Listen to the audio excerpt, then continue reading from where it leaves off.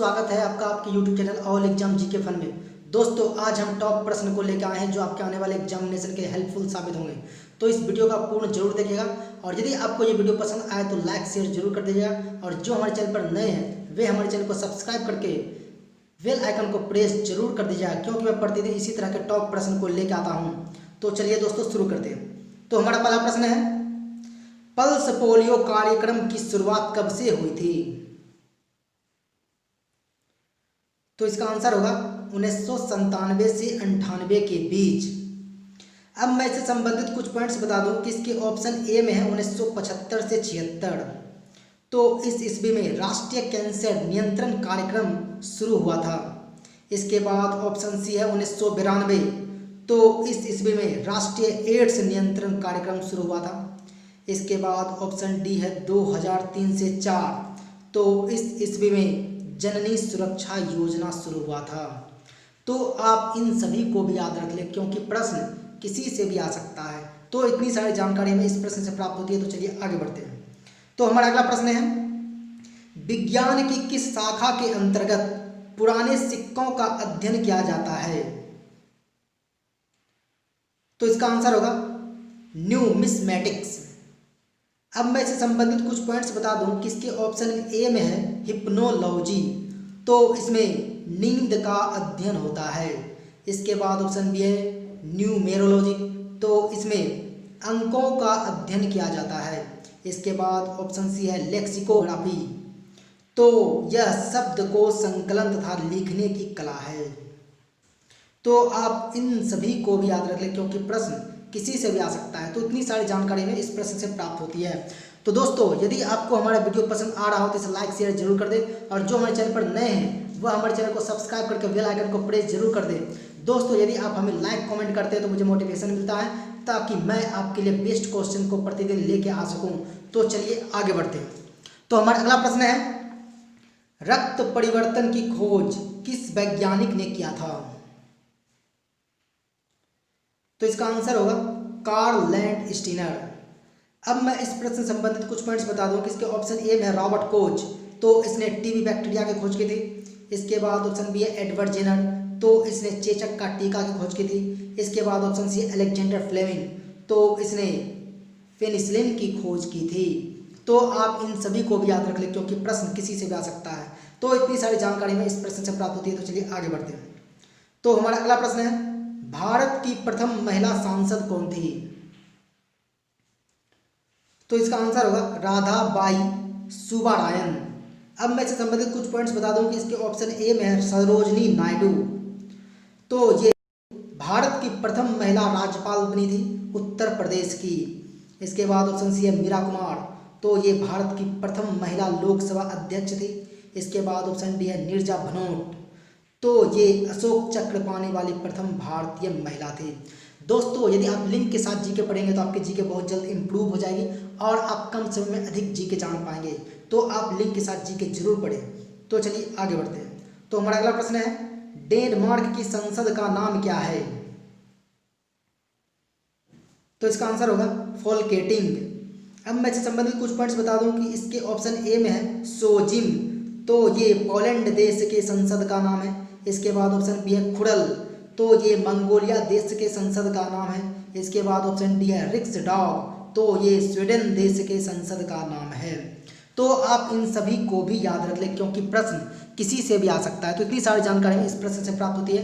तो चलिए आगे बढ़ते हैं। तो हमारा अगला प्रश्न है, कौन सा झंडा राष्ट्रीय शोक का प्रतीक चिन्ह है? तो इसका आंसर होगा झुका झंडा। अब मैं इससे संबंधित कुछ पॉइंट्स बता दूं कि इसके ऑप्शन ए में है काला झंडा। तो ये विरोध का प्रतीक चिन्ह है। इसके बाद ऑप्शन बी है उल्टा झंडा। तो ये संकट का प्रतीक चिन्ह है।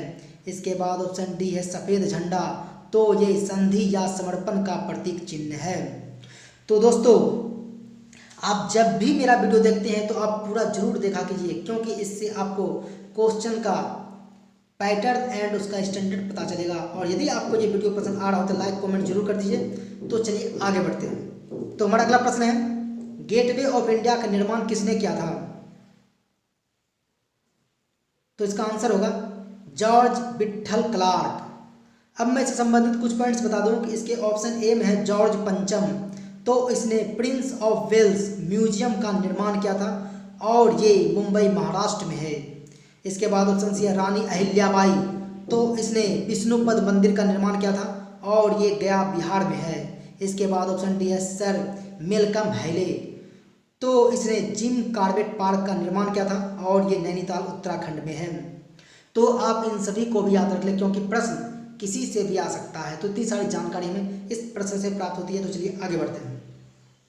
तो हमारा अगला प्रश्न है ए पैसेज टू इंडिया पुस्तक के लेखक कौन है? तो इसका आंसर होगा E.M. फोस्टर। अब मैं इससे संबंधित कुछ पॉइंट्स बता दूं कि इसके ऑप्शन ए में है एडोल्फ हिटलर, तो इसने मीन कैंप पुस्तक को लिखा था। इसके बाद ऑप्शन बी है अरस्तु, तो इसने पॉलिटिक्स पुस्तक को लिखा था।